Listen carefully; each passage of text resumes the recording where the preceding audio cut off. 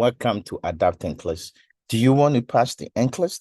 I want you to test your knowledge with these 10 must-know NCLEX questions every nursing student should master with critical thinking and test-taking strategy. Let's get to it. First question is a test-taking strategy, at the same time concept mastering. What is the concept? Open angle glaucoma. Which assessment finding should the nurse anticipate or not? A client is diagnosed with what? Open angle glaucoma. What is the concept you should know? Open angle glaucoma. What is open angle glaucoma? This is the normal glaucoma you see. It's a gradual increase in intraocular pressure. It's not an acute problem. That is the first thing. And therefore, what does it affect? A loss of one visual field is an acute issue. What does that mean? You're losing half of your vision. That means this is your vision. You're losing one visual field. Open angle glaucoma, which is the normal glaucoma, does not do that. Therefore, you should not expect it. Now, vision. Glaucoma affect your peripheral vision. If it affects your peripheral vision, you're going to see straight. And that is what we call tunnel vision. So this is an expected finding. Loss of central vision. Glaucoma does not affect your central vision. It keeps your central vision intact. That's why you can see in the tunnel form. It affects your peripheral vision. Therefore, this is unexpected. It's not an acute problem. Therefore, I should not expect severe sudden eye pain. A blur and a double vision is associated with the acute problem. Therefore, this is unexpected. Open angle glaucoma lead to what? Gradual increase in intraocular pressure. Therefore, this is expected. Halos around light is consistent with both open and a closed angle glaucoma. Therefore, the nurse should expect it. What is the concept I want you to take? Glaucoma, which is open angle glaucoma, lead to tunnel vision, no pain, and it's a slow increase in what? Intraocular pressure. I want you to write this down. Whenever you see a question regarding open angle glaucoma, these are the concepts they will ask you. First question, down. Second question, same thing, same strategy. How do you answer question? Indicate which medication is associated with this finding. Read it from the back. And then assessment of a newborn reveal sacral dimple with what? A top of hair on the lower spine. What is the buzzword? Go with the buzzword. The buzzword is what? Sacral dimpling, tops of hair on the lower spine. If this is lower spine, there's a dimpling here and there's top of hair here like that. This is a spectrum of neurotube defect. Spina bifida, occulta. It does not matter. They are all neurotube defect. Number one thing you should know for the NCLEX, number one cause of neurotube defect is folate. Second, epileptic. And therefore, number one question you should know, valproic acid is anti-epileptic. Therefore, this is expected, right? Folic acid is what we use to treat what? Neurotube defect or prevent neurotube defect. Therefore, this is not going to cause neurotube defect. Carbamazepine is anti-epileptic, and therefore is going to cause neurotube defect. Phenotime is another anti-epileptic, causes neurotube defect. You see what I'm doing? Ziprasidone is antipsychotic. I said two things, folate and anti-epileptic. Therefore, I don't expect that. Methotrexate is cancer drug. It's anti-folate. It's an anti-folate. It's against folate and it prevents DNA replication. In the process, we use it for what? Tumor.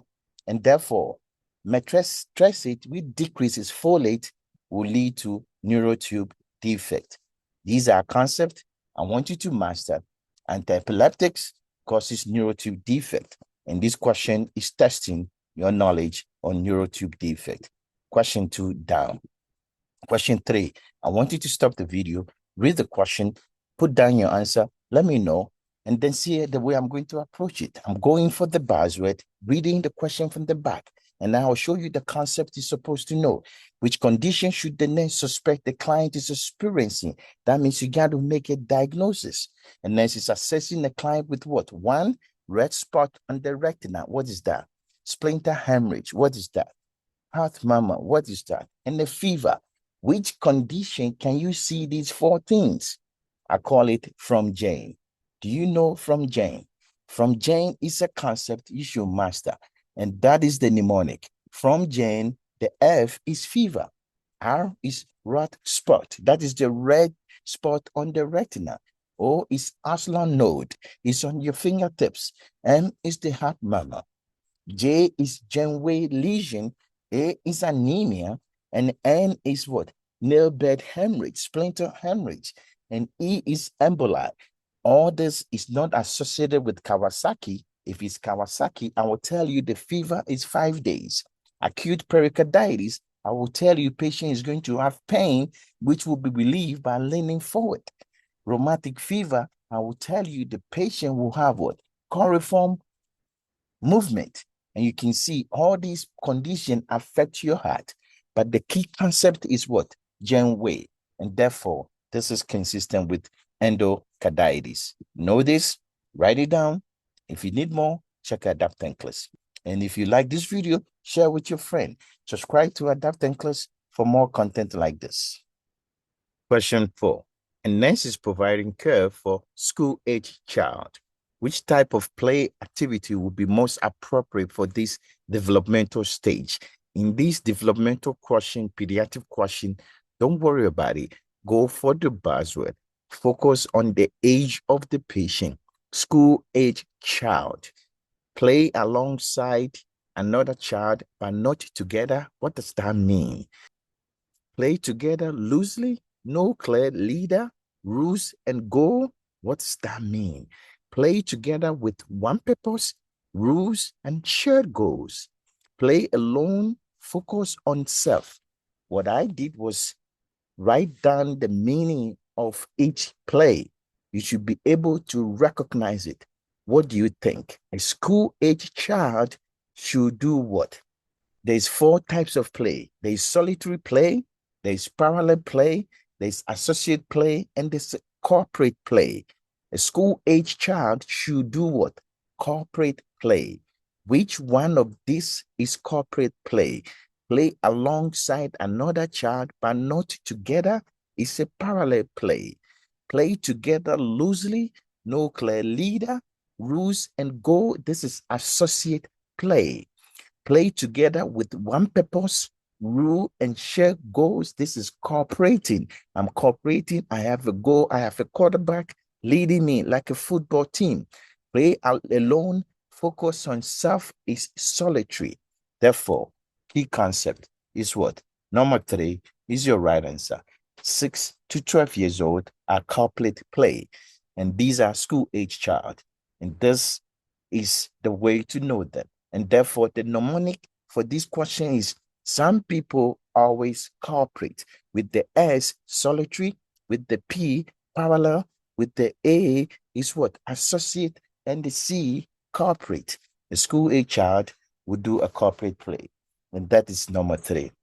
Know this, rewind the video, watch it again. Any question they give you on the type of play, remember, some people always cooperate. Number 5, a nurse is caring for a client with what? Acute asthma exacerbation. Which prescription the nurse anticipate? The buzzword is acute. That means pick a medication that can be used for acute situation. Is Xylutine, Albuterol, Salmeterol, and Theophylline. There's few medication that can be used in acute situation. Albuterol, ipatropine, some steroid, and oxygen, of course. Xylutine is used for what? Long-acting asthma. Xylutine is a long-acting medication, therefore used for maintenance. Salmeterol is also for long-acting situation. Theophylline is also a long-acting management of asthma, not acute situation. Therefore, number 2 is your right answer. Albuterol is for acute, and all others are for long-acting. 5 questions. What is your score? Put down, let me know. This question, test your test taking strategy. I want you to put it down. Write your answer down and let me know. But listen to it carefully. Which prescription should the nurse anticipate? This is pharmacology. A nurse is caring for a client who report what? Severe spasm after IM alloperidol. The buzzword is what? Severe spasm after I give you alloperidol. Which prescription should the nurse anticipate? Patient is having complication associated with what? IM alloperidol. Therefore, what do you think we should do? Clozapine, fluphenazine, diphenhydramine, and ziprasidone. Test taking strategy. If you don't know the situation, let me show you. I give you IM alloperidol. You have severe spasm. That means that's side effect. This is acute dystonia. Would I give you another antipsychotic? No. Test taking strategy. Don't pick another antipsychotic medication. This is an extrapyramidal side effect. Acute dystonia. Clozapine is a second generation antipsychotic. Fluphenazine is the first generation. Ziprasidone is the second generation. Therefore, you need anticholinergic for acute dystonia. Diphenhydramine has anticholinergic effect. Test taking strategy, content you need to know, NCLEX practice question, NCLEX review question. This is a pharmacology. We're doing test taking strategy on how to approach NCLEX. Must know questions that you must know for the NCLEX. These are concepts every nursing student should know. Question 7. A nurse is providing care for a client with asthma and a new diagnosis for what? Hypertension. Which prescription the nurse should anticipate? That means if you have asthma and you have hypertension, what medication would I give you? When you hear that, you know I shouldn't give them anything that will affect the asthma. Nadolol, atenolol, propranolol, and levonorol. I always say balm is good for asthma. That means these are all beta blocker. But choose something that starts with the B, starts with the A, starts with the M. And that's what we call balm is okay for asthma. Anything, any beta blocker that starts with what? B, A, M, like metoprolol, atenolol, and misoprolol. Which one will you pick?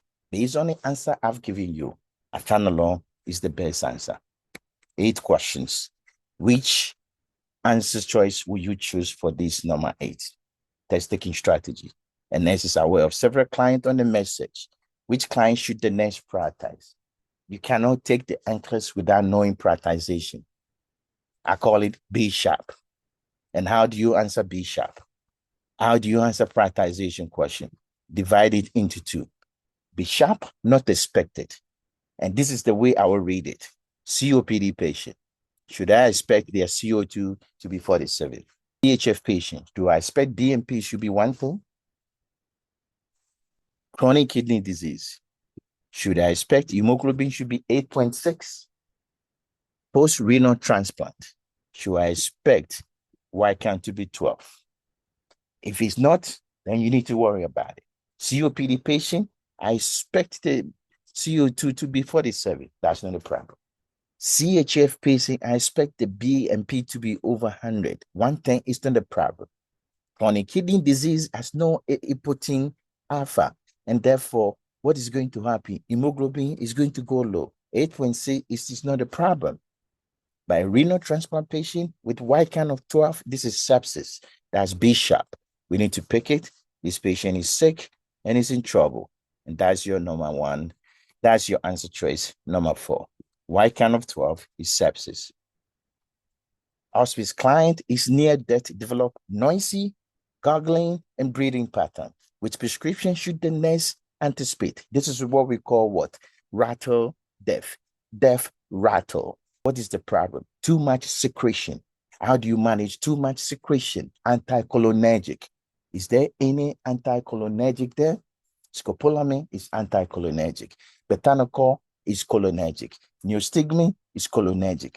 Pilocarpine is cholinergic. What is your answer? You see test taking strategy. I'm picking scopolamine patch. And that is the right answer. I said 10 high yield, fast-paced questions you must know, concept you must know. Last question. This is endocrine. A new graduate nurse is assessing a client diagnosed with what? Cushing disease. Which clinical manifestation should the nurse anticipate? Selected apply. You know Cushing disease, too much steroid. You're going to hold on to steroid. You're going to hold on to what? Sodium. You're going to hold on to water. Your potassium go down. Therefore, what do you expect? Tranquil obesity? Yes. Hirsutism? Yes. Abdominal pain? No. It's associated with Addison disease. Abdominal striae? Yes. Hypoglycemia? No. You should expect hyperglycemia. Hyperkalemia? No. You should expect hypokalemia. These are concepts I want you to know. They are high yield, fast paced, critical thinking questions. Thank you for watching. If you need more, check Adaptance for content like this. Take care of yourself and bye.